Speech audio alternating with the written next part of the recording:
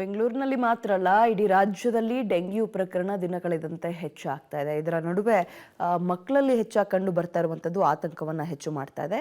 ಈ ಡೆಂಗ್ಯೂಗೆ ಕಡಿವಾಣ ಹಾಕೋಕೆ ಡೆಂಗ್ಯೂ ವ್ಯಾಕ್ಸಿನ್ಗಾಗಿ ವೈದ್ಯರಿಂದ ಹೆಚ್ಚಿನ ಬೇಡಿಕೆ ಜಾಸ್ತಿ ಆಗ್ತದೆ. ಆದರೆ ಈ ಡೆಂಗ್ಯೂ ವ್ಯಾಕ್ಸಿನ್ ನಮ್ಮ ದೇಶದಲ್ಲಿ ಸದ್ಯಕ್ಕಿಲ್ಲ. ಆದರೆ ಅಮೆರಿಕ, ಬ್ರೆಜಿಲ್, ಮೆಕ್ಸಿಕೋ, ಥೈಲ್ಯಾಂಡ್, ಫಿಲಿಪೈನ್ಸ್ನಲ್ಲಿ ಡೆಂಗ್ಯೂ ವ್ಯಾಕ್ಸಿನ್ಗಳು ಯಶಸ್ವಿಯಾಗಿದೆ. ಭಾರತದ ಸೀರಮ್ ಇನ್ಸ್ಟಿಟ್ಯೂಟ್ ಒಂದರಲ್ಲಿ ಡೆಂಗ್ಯೂ ವ್ಯಾಕ್ಸಿನ್ ಬಗ್ಗೆ ಪ್ರಯೋಗ ನಡೀತಾ ಇದ್ದು, ಮೊದಲ ಸುತ್ತಿನ ಟ್ರಯಲ್ ಯಶಸ್ವಿಯಾಗಿದೆ. ಫೇಸ್ 2 ಹಾಗೂ ಫೇಸ್ 3 ಟ್ರಯಲ್ಗಳು ಸಕ್ಸಸ್ ಆಗಿಬಿಟ್ರೆ ನಮ್ಮಲ್ಲೂ ಕೂಡ ಡೆಂಗ್ಯೂ ವ್ಯಾಕ್ಸಿನ್ ದೊರೆಯುತ್ತೆ. ಅಂದರೆ ವ್ಯಾಕ್ಸಿನ್ ಬಂದರೂ ಕೂಡ ನಮ್ಮ ದೇಹದಲ್ಲಿ ಇಮ್ಯುನಿಟಿ ಪವರನ್ನು ಜಾಸ್ತಿ ಮಾಡಿ ಅದು ನಮಗೆ ತಾಗದೇ ಇರೋ ರೀತಿ, ಅದರ ಪರಿಣಾಮ ನಮ್ಮ ಮೇಲೆ ಬೀಳದೇ ಇರೋ ರೀತಿಯಲ್ಲಿ ಕಾಪಾಡ್ಕೊಳ್ಳೋಕ್ಕೆ ಕರೋನಾ ವ್ಯಾಕ್ಸಿನ್ ತೊಗೊಂಡ್ವಲ್ಲ ಹಾಗೆ.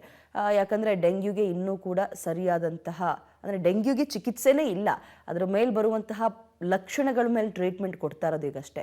ಕೋಲ್ಡ್ ಬಂದರೆ, ಮೈಕೈ ನೋವು ಬಂದರೆ, ಜ್ವರ ಬಂದರೆ ಅದ್ರ ಮೇಲೆ ಚಿಕಿತ್ಸೆ ಹೆಚ್ಚಾಗ್ತದೆ. ಈ ಹಿನ್ನೆಲೆಯಲ್ಲಿ ವ್ಯಾಕ್ಸಿನ್ ನಮ್ಮಲ್ಲೂ ಕೂಡ ಬೇಗ ಸಿಕ್ಕರೆ ಒಳ್ಳೆಯದು ಅಂತ ಜನರ ಅಭಿಪ್ರಾಯ. ಡೆಂಗ್ಯೂ ವ್ಯಾಕ್ಸಿನ್ಗಳು ಈಗಾಗಲೇ ವಿದೇಶದಲ್ಲಿ ಲಭ್ಯ ಇದೆ. ಎಸ್ಪೆಷಲಿ ಅಮೆರಿಕ, ಬ್ರಾಜಿಲ್, ಮೆಕ್ಸಿಕೋ, ಹಾಗೆ ಥೈಲ್ಯಾಂಡ್ ಮತ್ತೆ ಫಿಲಿಪೀನ್ಸ್ಗಳಲ್ಲಿ ಲಭ್ಯ ಇದೆ. ಈ ದೇಶಗಳಲ್ಲಿ ಈ ವ್ಯಾಕ್ಸಿನ್ ಕೊಡೋದಕ್ಕೆ ಈಗಾಗಲೇ ಪರವಾನಗಿ ಕೊಟ್ಟಿದ್ದಾರೆ. ಸನೋಫಿ ಮತ್ತೆ ಟಕಿಡೋ ಅನ್ನೋ 2 ಕಂಪನಿಗಳು ಈಗ ವ್ಯಾಕ್ಸಿನ್ ಅನ್ನ ಉತ್ಪಾದಿಸ್ತಾ ಇವೆ. ಹಾಗೆ ಈ ವ್ಯಾಕ್ಸಿನ್ ಡೋಸ್ಗಳನ್ನ ನಾವು ನೋಡ್ತಾ ಹೋದ್ರೆ, ಈಗ ಒಂದು ವ್ಯಾಕ್ಸಿನ್ ಅನ್ನ ತೆಗೆದುಕೊಂಡ್ರೆ 6 ತಿಂಗಳು ಬಿಟ್ಟು 2ನೇ ಡೋಸ್ ಅನ್ನ ತೆಗೆದುಕೋಬೇಕು, 12 ತಿಂಗಳು ಬಿಟ್ಟು 3ನೇ ಡೋಸ್ ಅನ್ನ ತೆಗೆದುಕೋಬೇಕಾಗಿದೆ. ಇದು ತುಂಬಾ ಲೋ ರಿಸ್ಕ್, ಸೈಡ್ ಎಫೆಕ್ಟ್ ಕಮ್ಮಿ ಇರತಕ್ಕಂತ ವ್ಯಾಕ್ಸಿನ್ ಅಂತ ಈಗಾಗಲೇ ಪ್ರೂವ್ ಆಗಿದೆ.